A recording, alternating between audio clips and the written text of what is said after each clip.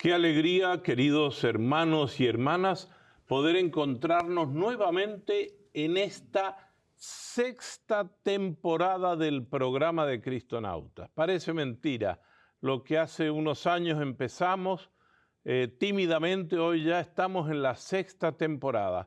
Y en esta temporada me acompañará un queridísimo amigo, pero sobre todo un gran biblista aquí en los Estados Unidos, el padre Dempsey Rosales Acosta. Padre Dempsey Rosales Acosta, muchísimas gracias por estar con nosotros. Oh, el placer es todo mío, Ricardo. Como siempre, un gran placer poder compartir con nuestros televidentes y contigo y promover Cristonautas en todo lo que podamos.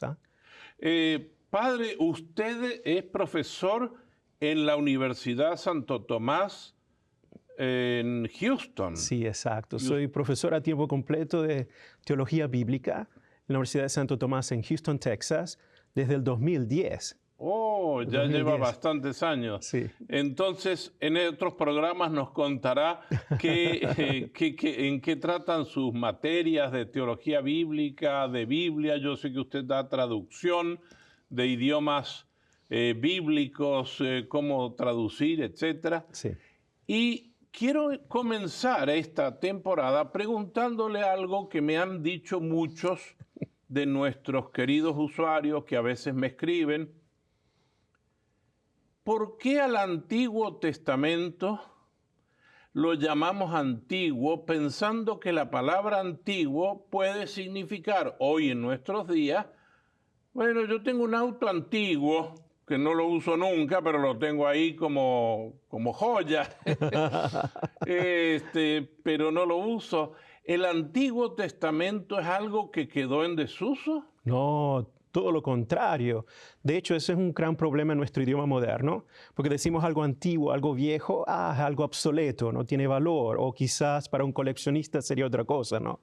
Pero no. De hecho, muchas veces cuando escribo o cuando hago presentaciones, prefiero usar el Primer Testamento. Prefiero utilizarlo así.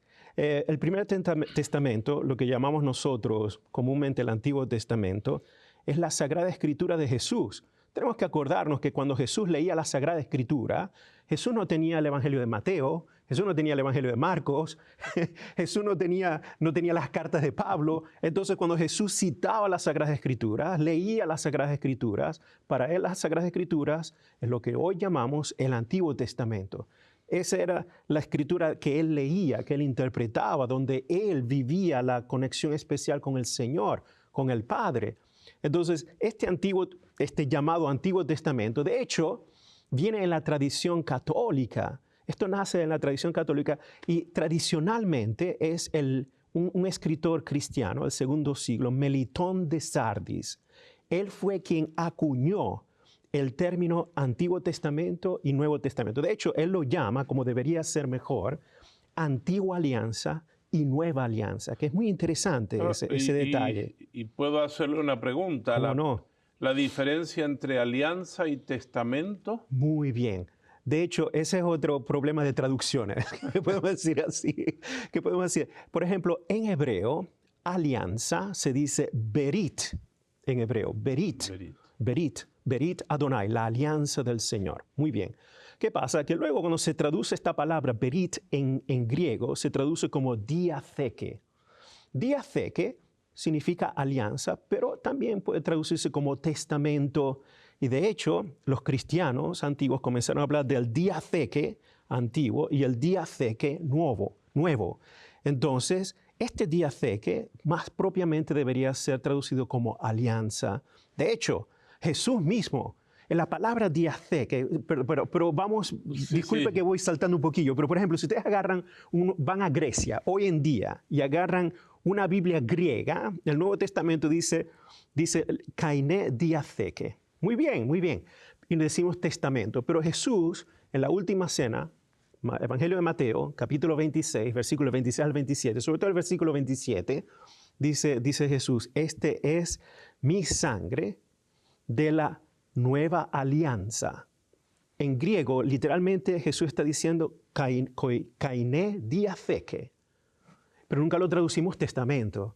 Entonces, por eso es interesante. Melitón de Sardis dice propiamente no, alianza. Nueva alianza, antigua alianza, o la primera alianza. Y Melitón de Sardis se inspiró en Jeremías. Qué irónico, porque Jeremías, capítulo 31, Jeremías es el que comienza a decir, no, el Señor, Adonai, Yahvé, va a escribir su nueva alianza en vuestros corazones. Y Melitón de Sardis comenzó entonces a hablar entonces, todo el evento de Jesús es esta nueva alianza, y el primer testamento es la antigua alianza. Pero eso es en la tradición cristiana, ¿no? Sí. Pero no quedaría mal que nosotros le llamáramos el primer testamento o la primera alianza. Claro, no, para nada, todo el contrario, es como debe ser. De hecho, esta primera alianza muestra de manera velada el evento de Jesús, y el evento de Jesús muestra en forma explícita este proceso de historia de la salvación que ya está descrito en la primera alianza, que hoy nosotros llamamos Antiguo Testamento. Pero es muy interesante, el uno no contradice al otro, todo lo contrario. Para poder entender la nueva alianza tengo que volver a releer toda la historia de la salvación que está en el primer testamento y ver cómo culmina en Jesús, que es la cosa linda. O sea, ¿no? que toda la primera alianza culmina en el evento de Jesús. Sí. Cuando yo leo la Sagrada Escritura, me imagino a Dios, ¿no?, como un maestro, un pedagogo, un maestro. Entonces, Él no va a agarrar a un niñito y le va a comenzar a enseñar cosas muy complejas. Tiene que comenzar paso a paso. Como Pablo lo dice, les daba antes comida de niños, pero ahora tengo que darle comida de adultos, ¿no? Más o menos es la mentalidad de Dios. En el Antiguo Testamento Dios se va revelando, pero poquito a poquito, ¿no? Se va dando a conocer un aspecto, una otra cosa, y poco a poco se va entendiendo, ¿no? Es progresivo, hasta cuando da el golpe final con Jesús. Ok, entonces Trinidad, no se veía muy bien, pero está. Entonces, a través de los ojos de Jesús, los lentes de Jesús, volvemos a releer la primera alianza.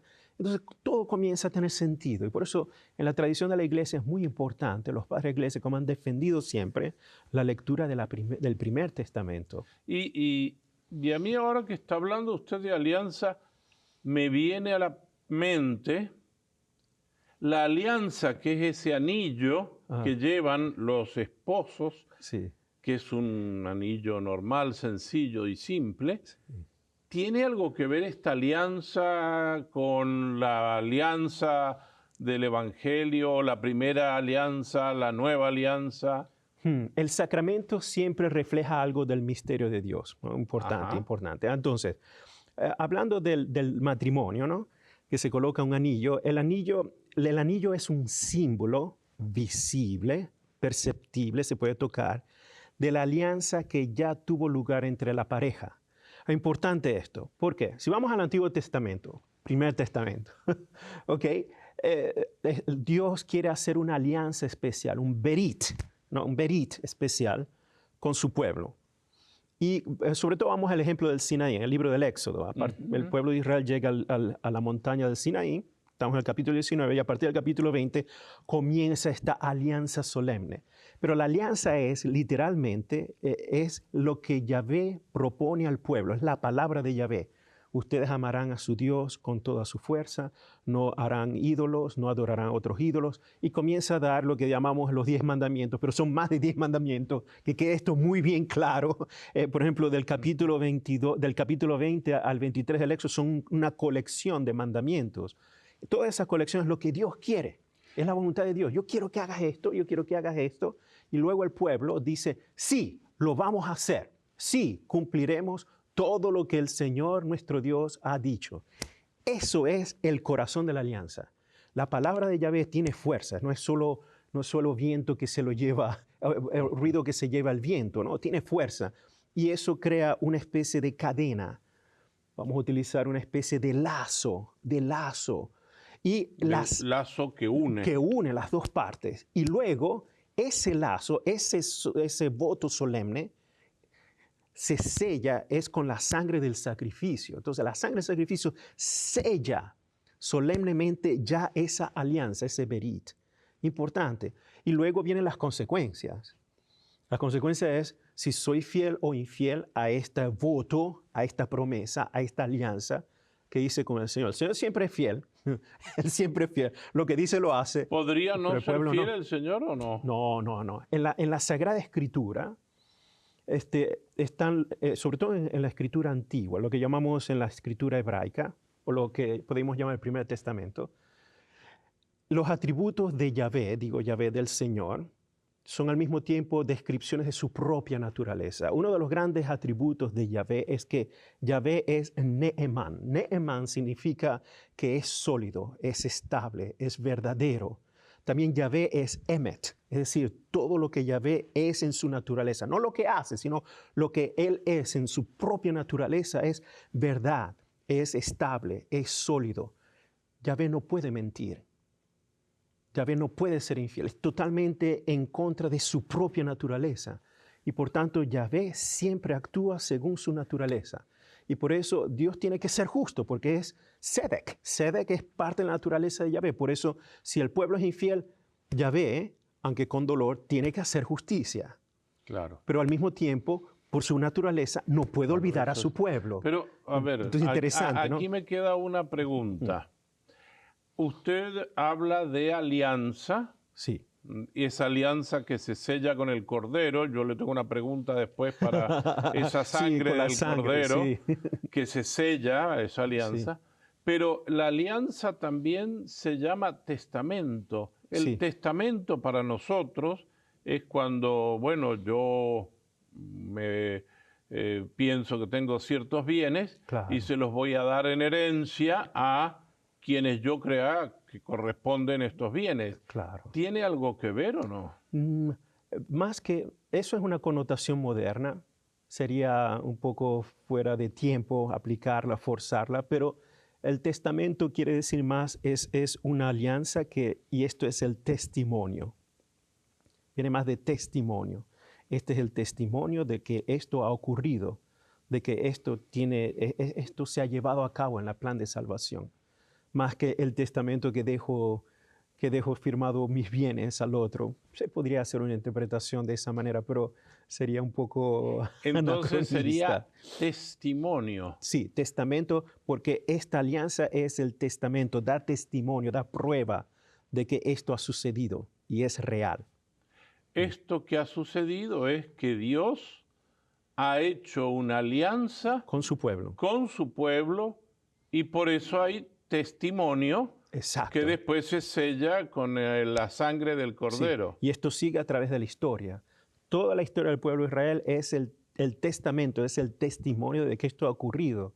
Luego con Jesús se da una nueva revelación, esta relación personal, donde ahora a través de Jesús Dios va más allá de solo un pueblo, una raza. Ahora es todos aquellos que creen en Él a través de Jesús. Ahora se abre esta nueva alianza, esta nueva relación que es universal y que va más allá, ¿no?, de las dimensiones que entendemos de tiempo y espacio, de historia humana. Perdone que le haga una pregunta que me han hecho también a mí y que yo no he sabido responder. Cuando Dios hace esta alianza con su pueblo, poniendo estos mandamientos, al final se sella matando un cordero y rociando con la sangre. Sí. Y eso se viene haciendo permanentemente en el pueblo de Israel, Sí.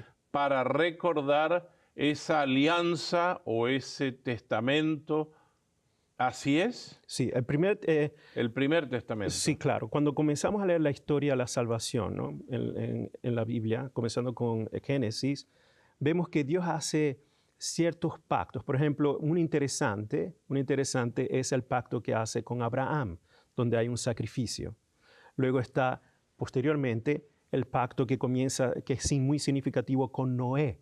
Después que se destruyó todo con el diluvio, hay lo que se llama el pacto noático con Noé, que se da un sello, que es el primer sacrificio de la nueva creación. Y luego se va haciendo ahora con Israel, ahora como pueblo. Y luego, poco a poco, después, por supuesto, este pacto que se hace con Israel de manera especial es con la última plaga de Egipto, ¿no? Pero allí es la Pascua del Señor, y que lleva al Sinaí, y al Sinaí se sella con esta solemne voto, aceptamos todo lo que Yahvé sigue. A partir de allí, el pacto que hace Yahvé, de una u otra manera, es conmemorar siempre esta fidelidad que Yahvé tiene por su pueblo, ¿no? Padre, y una pregunta. Este primer testamento, primera alianza, que hablamos ahora con más propiedad, primera alianza, primer testamento, Sí. ¿fue escrito de golpe? No, ¿Entero? no, disculpa. No se fue así. No. ¿Cómo se escribió Ojalá, entonces? ¿Cómo se escribe esta primera alianza? Sí. Sí, y porque yo veo que hay muchos libros diversos, hay Sí. diversas formas de expresión. Sí.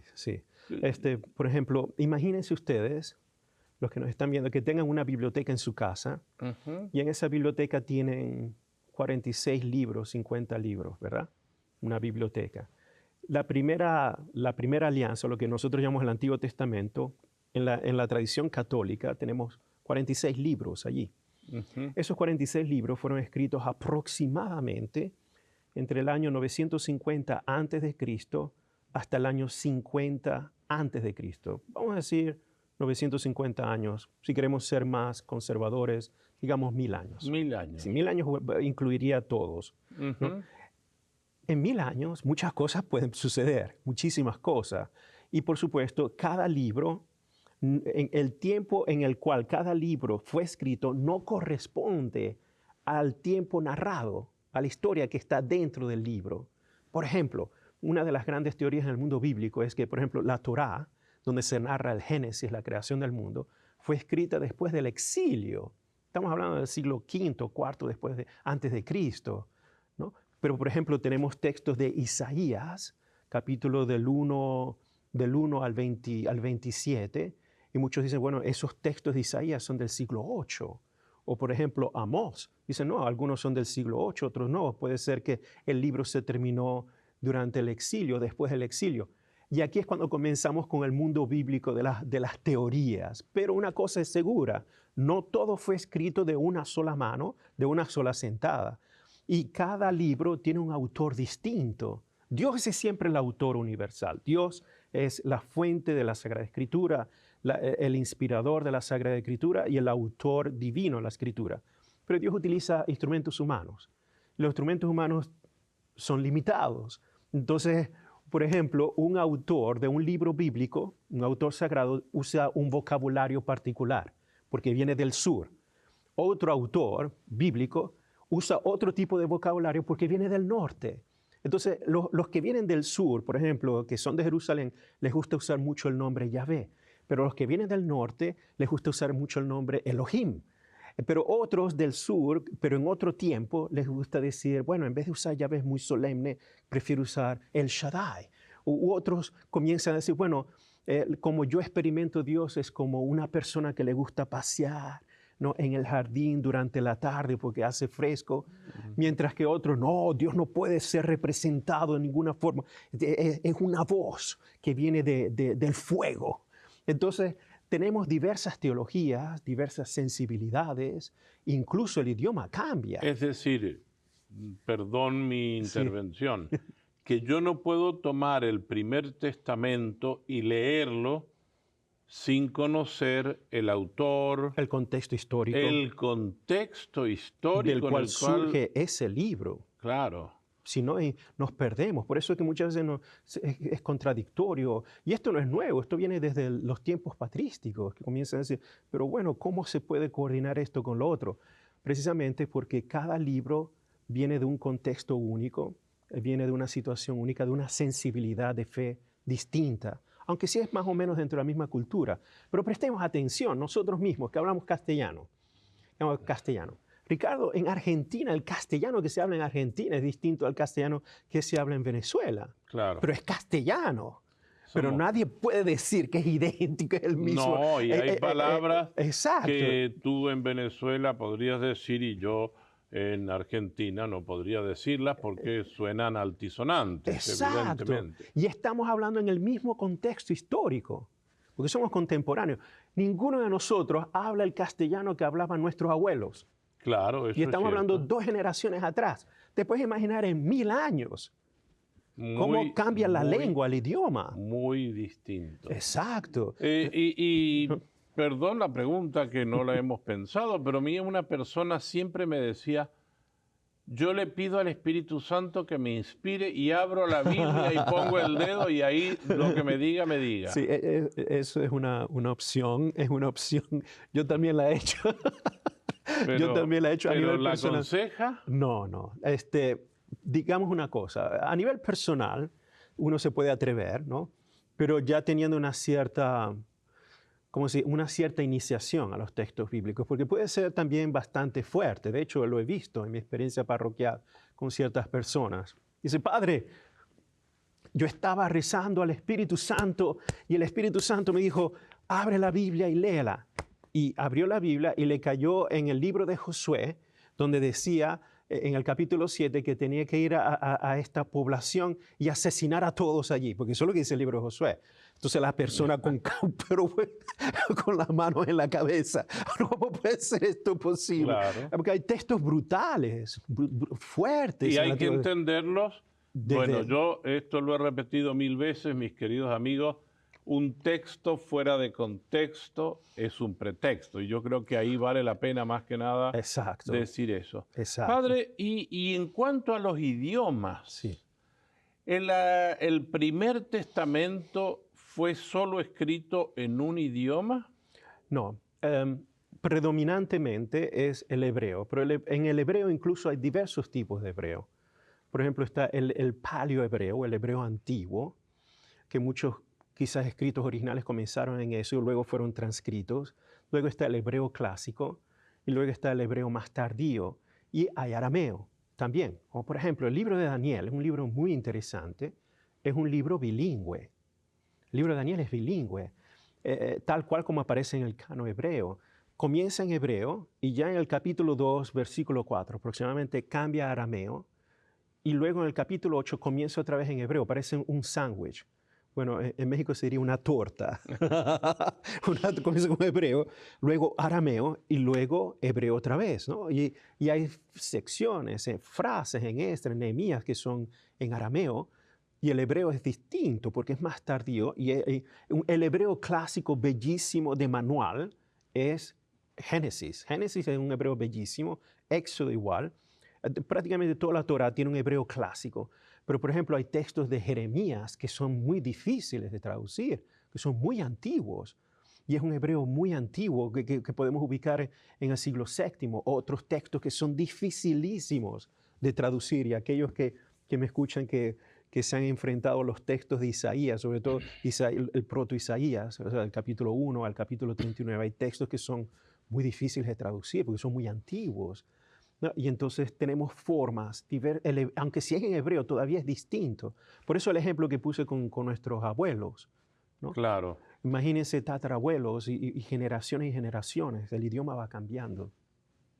Padre, yo sé que Alejandro Magno, un poco antes del año 300, yo siempre digo para acordarme, pero no es exacto, pero es el 333, el 333, cuando empieza esa gran expansión. Su expansión principal fue la idiomática. Sí, y ya los muchachitos jóvenes hablaban griego. Sí. Y hay una versión del Antiguo Testamento que fue traducida al griego. Muy importante, sí. ¿Cómo surge esto? Cuando Alejandro Magno hace su imperio y muere, todo el imperio se dividió con los generales, pero la cosa importante es la helenización de todo su imperio. Respetó otras culturas, pero la cosa que quedó fue el idioma, que pasó a ser lo que llamamos hoy el griego koiné. Koiné significa lo que es común. El idioma que pasa a ser el idioma común, el idioma de estudio, de la literatura, del comercio. ¿Y qué sucede? Una de las grandes ciudades que hizo Alejandro Magno fue Alejandría, ¿no? En la parte norte de Egipto. Y Alejandría tenía la mayor colección de obras literarias que existían en todo el mundo en ese tiempo. Una cosa extraordinaria. Y sabemos por una carta, la famosa carta de Aristeas, que el bibliotecario Demetrios Falerón de Alejandría notificó al rey de Alejandría, que era Ptolomeo II Filadelfo. Tenían nombres muy particulares. ¡Qué memoria, padre! No, porque me leí la carta varias veces, he tenido que dar clases sobre la carta de Aristeas. Entonces, le dice que está la Sagrada Escritura, la Torá de Moisés en hebreo, y que no está en griego. Entonces, el rey Ptolomeo dice, bueno, vamos a comunicarnos con el sumo sacerdote de Jerusalén, Eleazar, y le pidió traductores, y Eleazar envió 6 rabinos por cada tribu de Israel, dice la carta de Aristeas. La carta de Aristeas puede ser ubicada en el segundo, tercer siglo antes de Cristo. De hecho, Flavio Josefo la cita, ¿no? Filón de Alejandría la cita. Es una carta antigua, pero siempre dicen, bueno, algunos académicos hoy, no, es una carta muy piadosa, no es una leyenda, pero la tradición rabínica se respeta mucho. Pero esa traducción griega, sí, que nosotros llamamos Septuaginta por los 70 ancianos que tradujeron. Exacto. Eleazar envió 6 rabinos por las 12 tribus de Israel, que hacían 72. Y luego estos llegaron allí a Alejandría y comenzaron a traducir. En 72 días terminaron la traducción, es lo que dice la carta. Y luego, cuando leyeron la Torá en griego, los judíos que estaban en Alejandría bendijeron al Señor y consideraron que era un texto igualmente sagrado. Y de allí comienza la tradición alejandrina de estos libros sagrados de hebreos en griego. Una pregunta doble en 30 segundos. Ok. ¿Jesús usó la Septuaginta en griego? Con gran probabilidad, porque él estaba en Palestina y cuando leía, él iba a la sinagoga, él leía el texto en hebreo. En hebreo. Ajá. Pero sí. ha citado varias veces al texto griego. El Nuevo Testamento sí. El autor del Nuevo Testamento sí, pero cuando Jesús iba a la sinagoga, como era su costumbre, le daban el rollo, Lucas capítulo 4, y él leía. Y en Palestina solo se usaba la tradición palestinense, que no era la tradición alejandrina, y por eso leía el texto en hebreo. Padre, el tiempo se nos voló y nosotros estamos dialogando. Yo me he quedado con un sabor. Yo creo que ustedes también, queridos amigos, se han quedado con un gran sabor. Así es que vamos a dejar este programa aquí, pero los esperamos en la próxima, porque veremos que con el Padre Dempsey podemos aprender muchísimo. Entonces, muchas gracias, Padre Dempsey, muchas gracias a todos ustedes por acompañarnos.